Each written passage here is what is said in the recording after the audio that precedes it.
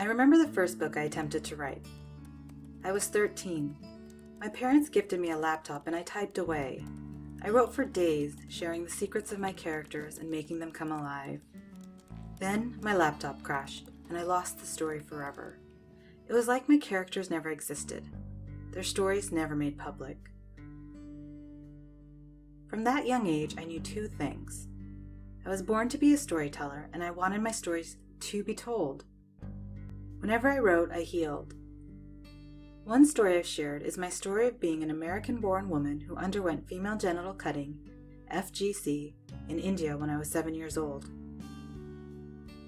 I've been telling this story for years now, in different formats geared towards different audiences. Yet my talking about it made things difficult for my parents.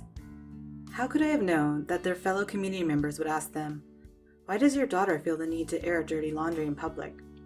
Or that conservative news outlets would seize upon my experience and say, "See, look what happens when we let Muslims into the United States." But I had to go public. When I started researching the topic in 2008, the information I found focused on girls living in small villages in African countries. None of the anecdotes and none of the data resembled me or my experience.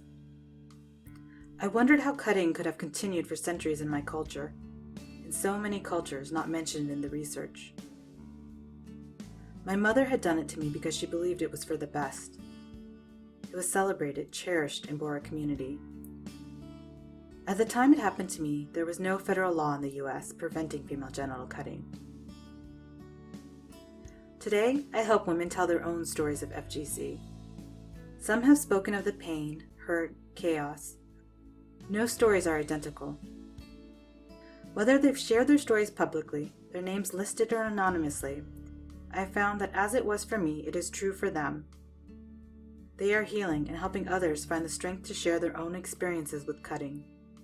And as more and more women have been talking about it, and even more women are coming out and publicly talking about it. We're seeing this in India, we're seeing this in the US. The day I spoke at the UN, my aunts revealed to me that they chose not to have it done to their daughters, yet pretended they had to avoid being shamed by their community. In silence, there is isolation, a sense that FGC doesn't exist or isn't a problem.